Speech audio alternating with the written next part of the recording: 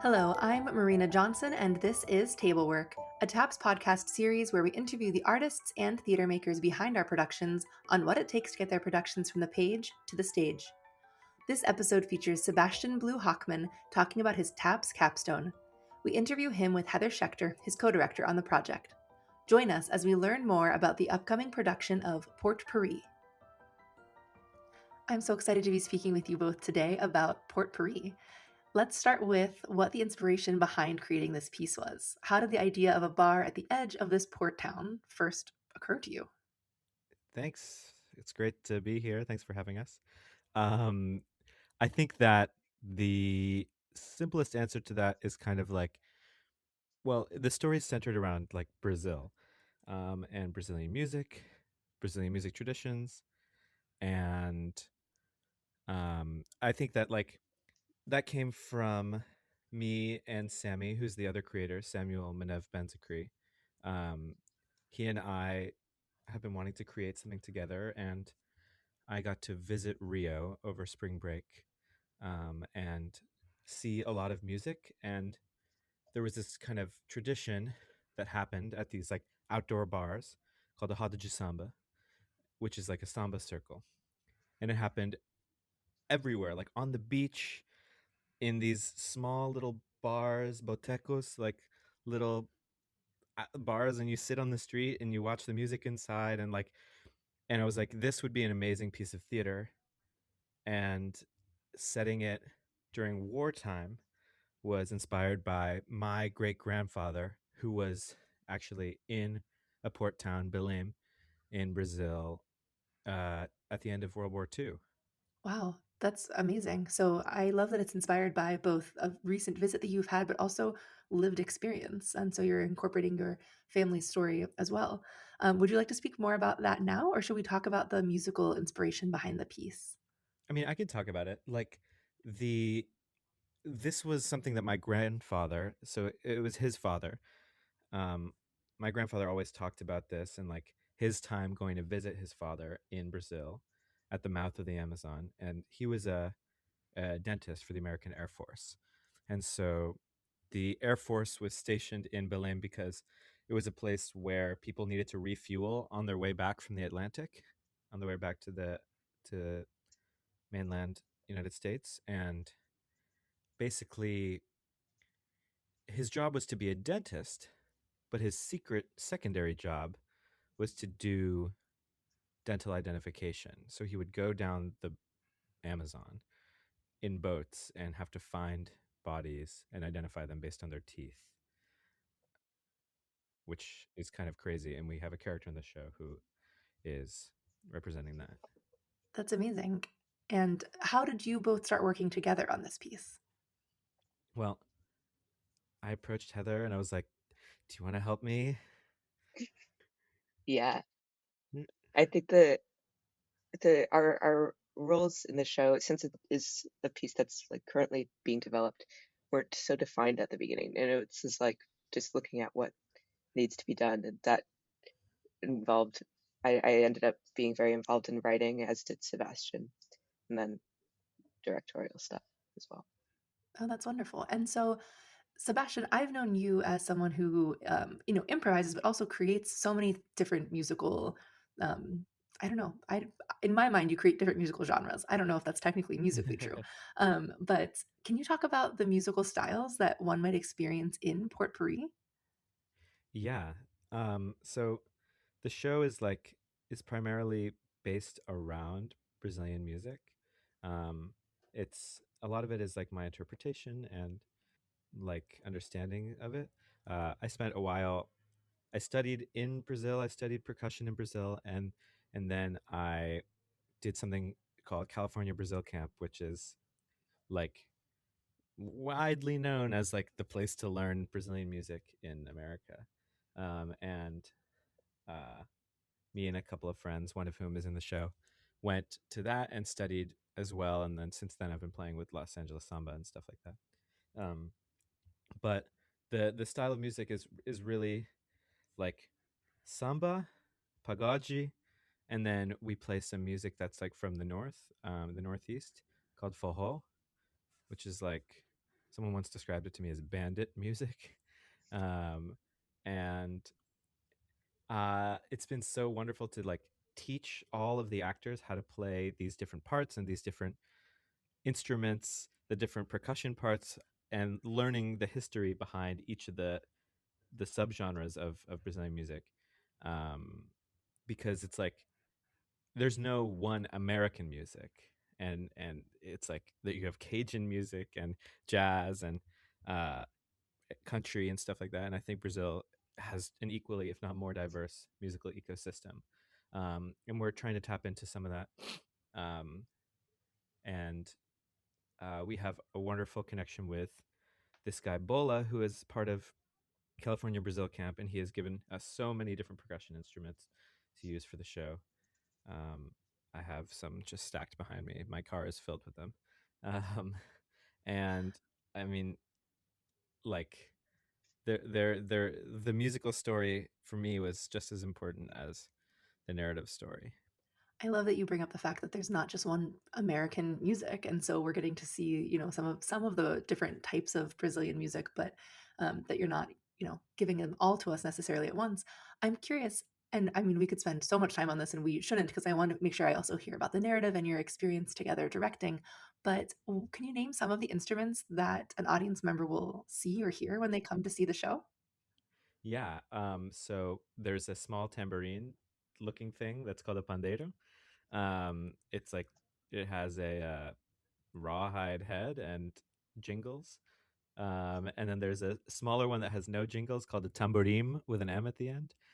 um, there's a big bass drum called a surdo. Um, there is an accordion, which is called a sanfona in Portuguese. There's triangulo, which is just triangle.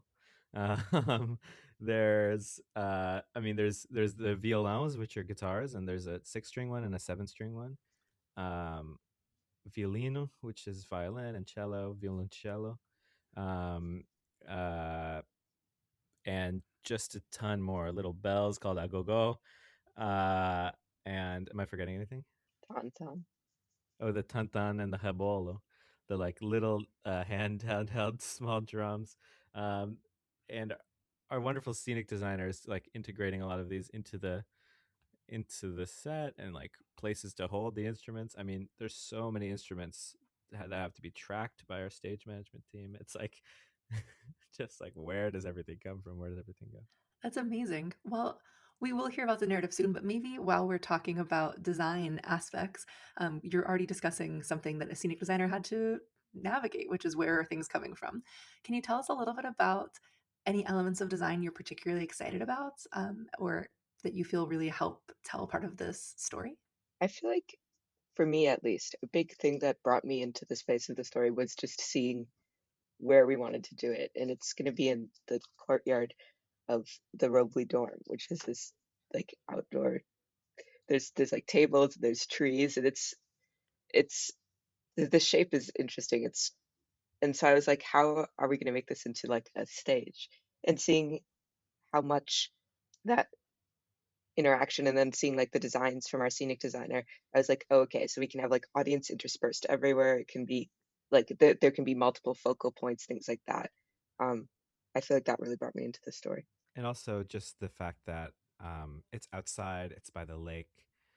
We're turning it into a bar, like, and just the other day we loaded in some large scenic elements, a big boat, like a canoe we loaded in that's gonna be filled with plants, and we had to put a full, upright piano in there too, which was a crazy thing to bring off of a U-Haul. Um, it almost crushed me. But we're really transforming the space, whether or not the RFs of Robley are happy about it. It's good to know. And it sounds like you're really creating this immersive experience. From what I've read about the narrative, and you don't have to give anything away that you don't want because audiences will hopefully be listening to this and then coming to see the show. But this Port-Pourri unfolds over one evening as a ship is preparing to depart. It sounds like the audience is part of this world in different ways, right? They're getting to be at the bar. But what about the narrative do you want to share with us? Right, there are dock workers, strangers, soldiers, a ghost. Tell us a little bit more about the world. So I think when I came into the process, there Sammy and Sebastian had developed these characters that were like unnamed. They were kind of archetypes of the liminality of this space, like who would be staying, who would be leaving. And so a lot of the process was sort of looking at those characters and seeing what their relationships would be to each other, what would bring someone to a space. But I think in general, and I'm sure Sebastian will talk more about this, a lot of this show comes from the ideas of like staying and leaving and what does that mean. And I think especially at college, but honestly every time in our life, there's these people that you form connections with, and part of that like love is an element of grief because you know those relationships will end in some form, or change. And I think we wanted to hold a torch to those. And so a lot of these characters are both like informed by the period, but also like what different relationships to place, and um, how like their loss of each other would inform the narrative. That's very striking. And I'm curious, as you were developing this piece together, I think that I read the phrase, and correct me if I'm wrong, semi devised. And I'm curious what that looked like. How did that rehearsal process unfold? As someone who directs plays, but does not consider myself a very productive deviser, I always really admire people who are devising work. I think semi-devised is a kind of easy way to say we didn't write the script before the rehearsal process started. Um, and yet we did spend the first 5 weeks without a script. I mean, like that's half of the rehearsal process, and that's pretty crazy. Um, and so we spent a lot of that time preparing the actors to like understand their characters, to really know the music well. Like everyone knows all the parts of all the songs. Like and that wasn't so like just in case someone had to cover for someone else. It was like in the world all the music is known by all these people, like like it's like these are the popular songs that they all love, and so they all have to know them even if they're not going to be singing them in the final show. Like they have to be able to internalize the feeling of these songs. um, and the other thing is we used a lot of techniques from Auguste Boal, and games and in theater, his theater of the oppressed, like um, and it was like, ooh, it's cool because he's Brazilian. um, and his ideas like really kind of shaped how we crafted those early rehearsals. I don't know. Do you have a thought about that, Heather? Yeah, I think a couple directorial goals from the beginning of how do we want the story to seem. And part of sort of the immersive elements of this is we don't want this to seem like a bunch of actors on a stage who had to learn these songs, performing them so they can do it for the thing, and then doing scenes because they're acting and we're watching them and it's interesting, which is beautiful and there's a place for that. But we wanted the line between like the other things, most of our all of our cast is musicians, and many of them haven't acted before. And so it was this process of wanting to be very faithful to their experience of music, and that they do just go around and play music together, and that they do already have these experiences, and then being able also to develop the characters and the writing based on the personalities and the abilities and like what people in the cast were interested in. And I feel like so we had these containers at the beginning. We talked with Connor Lipson about how to do a devised piece and how to direct this stuff. And it was like it's very important to have containers, like things that the actors can know are rigid and won't change. And for us, that was the characters and the vibe of the Hadiji Samba and things like that.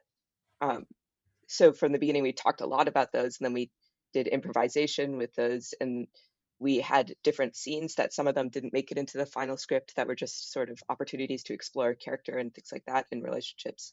When we started the process, we didn't even know who was going to play what character until like 2 weeks in. Wow. So you really used the beginning. Yeah. And because we didn't have auditions, like I selected and found like musicians mostly who would be interested in doing this. A lot of these people are like my have been my friends since freshman year, like from band, like playing in bands and stuff like that. And like that I knew from going to concerts with, and they'd never touched theater before. And so I was like, "Do you want to come on, do this crazy thing?"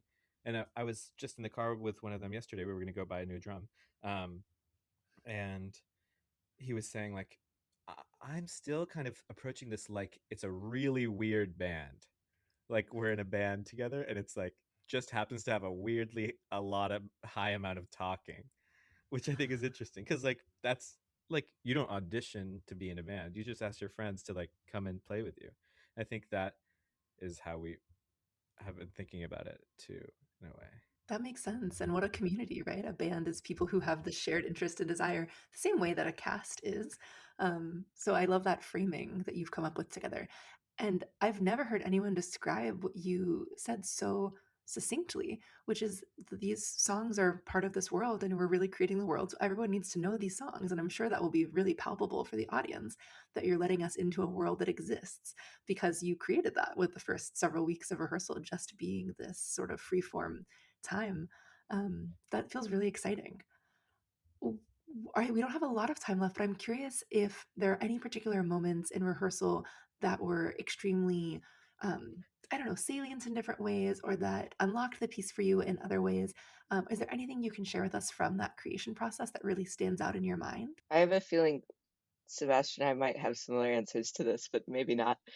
Um, but I think for me, it was just hearing some of the songs played by everyone with like real joy and excitement for the first time. And it was like, oh, so that we have a community here. We have a community of musicians, and those are also the characters. But just seeing the way that like they would make eye contact and they would like be like vibing off of each other and like having these riffs and everything, I feel like that's brought me into the rehearsal space. And I was like, oh, we can do this. I mean, in those early rehearsals, like we would end at like 11 or 11:30 at night, and they would keep playing together for another hour, just without me being like, let's keep playing. Like they would be like just playing music together, playing real Brazilian songs, playing my music, um, who I wrote with the wonderful lyricist Emily Salatan. Yeah, the other aspect of this is like you said salient, and I just think about these themes of war, and like a big part of the question that we're asking is like, what does it mean to always be at war? That's the first song in the show, and like I can say a lot about this, but just like it, it feels like our country has consistently been at war, at least since I was born. Like, uh, what does it do to a society to believe that someone's always out there, fighting for or against us? And so that's a big thought that we, you know, are trying to put into the show. Yeah, I mean, that's really striking a very resonant chord, from a several string guitar. I would love to end with something that you maybe just answered is a question that some directors love, some directors hate, but what do you want the audience to walk away thinking about or talking about, and not in a prescriptive way, just so maybe one of the things is what does it mean to feel as a country like you're always at war? Um, are there other thoughts or kind of lingering questions or I don't know, things that you might have in your minds for the audience? One of the experiences that I think I didn't know much about samba before. Yeah, but I had been learning pandero a little bit over the summer, um, and I went to a performance by Sebastian's band, Cien Mil Mangas. Uh, um, they let me play with them for a bit, and I wasn't very good, but the energy in the space of just like everyone there and dancing and me being like I am not good and I am still part of this art and I am still part of this group of people. I feel like that sort of inclusiveness is something that I want the audience to feel. I think a lot of the times in theater it can feel like at the moment at the end of the show you leave and then you maybe talk about it, but it's like we experience something together as an audience, but there's beyond that there's not a lot of connection between us. But like we want to have people like talking and dancing with each other, and I think having that sort of faith and connection is a big thing. And then another thing is, of course, um, yeah, there is a lot of themes of war and violence and what these sort of things can do, ripping people apart from each other. And I think just an increased value on the relationships that we have with each other. Yeah, I think like, well, I'll say that I'm not Brazilian, and this is not a Brazilian story explicitly. Like, this is a story that could be set anywhere, and it just happens to be, you know, helping tell the story of my great grandfather. Sammy, his parents or his ancestors were, rubber farmers in the Amazon, and he's from there. And the like, I want people to leave with everything that you said, Heather, but also with the understanding of the joy of this music and what a community that music can be, and like how music can help you get through sadness and can give you hope. It can bring people together. It can leave you with the memory of someone else. And I think that's really, I want people to be leaving singing the songs of the show as their memory of it. I mean, that's why we do this, right? Like the ephemerality of theater can only last in our memories. Yes, that's beautiful. And I look forward to seeing the show and to being one of those audience members who hopefully walks away singing and moving after this beautiful piece. Thank you both so much. Thank you so much.